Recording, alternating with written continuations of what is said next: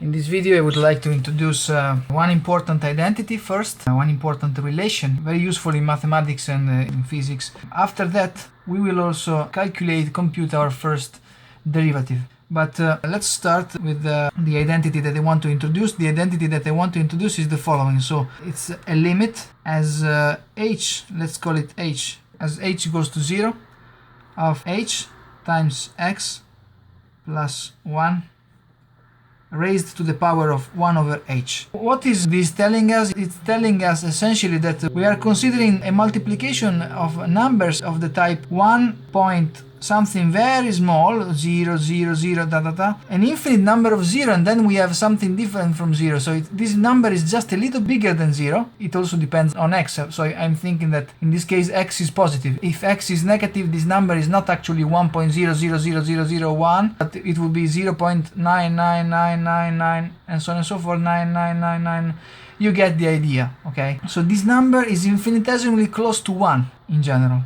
And this 1 over h, since h is going to 0, 1 over h is a very big quantity, so this number is very large. It means that we are multiplying these numbers by themselves. So this 1.000000 infinite number of 0, 1 times 1.0000, and you get the idea, right? So we are multiplying numbers which are a little bit bigger than 1, and in this case a little bit smaller than 1, okay? And in particular, if x is equal to 1, this identity leads us to the Euler number, the base of the natural logarithm, which is exactly equal to e.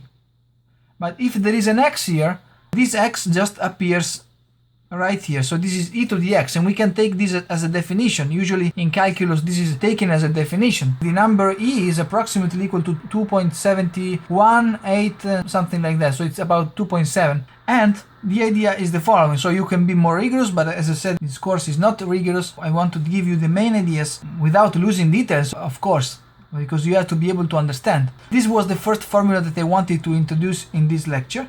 And then right now I will use this formula in the calculation of a derivative, and in particular we will compute the derivative of the natural logarithm ln. It's a function. The function is called ln, the natural logarithm of x. So we are going to take the derivative with respect to x of logarithm of x, which I will remind you, we can denote the calculation of the derivative as d over dx, or we can simply call it logarithm of x prime.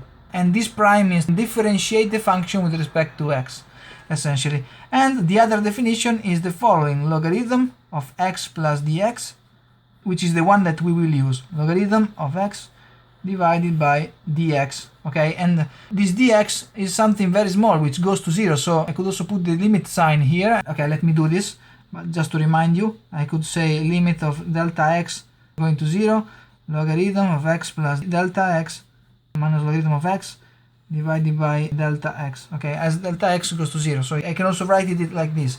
If I write down delta x with this delta, it means that delta x is finite. So I have to explicitly say that delta x goes to 0, otherwise I would take this variable to be finite. But if I write it like this with this sort of d, it means that dx is already something which is infinitesimal, so it goes to 0. And we will compute the limit from this representation, so let me write it like this, equal to, I can use a very simple property of logarithms, which tells me that if I have logarithm of alpha minus logarithm of beta, I can write it as logarithm of alpha over beta. This is a very simple property, very easy to prove as well. And I can write it like this, logarithm of x plus dx divided by x, and this is also divided by dx. Okay, so let me rewrite it as logarithm of 1 plus dx over x times 1 over dx. I can also write it like this. 1 over dx multiplies the entire logarithm. But I can use another property of logarithms, and this is very easy. Another property, beta times logarithm of alpha, can also be written as logarithm of alpha to the beta. This is a very simple property. In this case, beta enters the argument of the logarithm, the natural logarithm. So this computation becomes equal to logarithm of 1 plus dx over x raised to the power of 1 over dx, okay? And this is very familiar to the formula that I first gave you, because this can also be written as logarithm of the limit as h goes to 0 of 1 plus h times 1 over x. In this case, h is dx. Dx, remember, it is very small. Raised to the power of 1 over h. Okay, and what is this? Well, this is very similar to the function from before. In this case, we have e to the x. But in this case, the thing that multiplies h is 1 over x. So the argument of the logarithm is equal to e to the 1 over x. Okay, so we have our solution is logarithm of e to the 1 over x, right?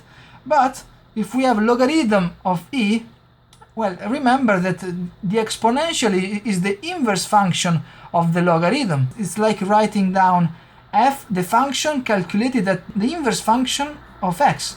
So f of f minus 1 of x is simply equal to x.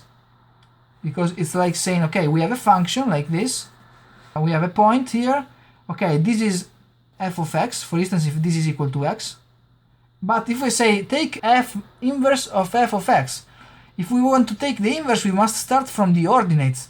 So we start from here, we go here, and then we go back to x. So if we start from x and go to the ordinates, that's the direct function. If we go backwards, we get the inverse function. But I can also say f minus 1 of f of x. This is also equal to x, so it's the same. I don't know if I managed to get the idea across to you, but I simply wanted to say that the logarithm of e to the 1 over x is just the argument of the exponential. It's 1 over x.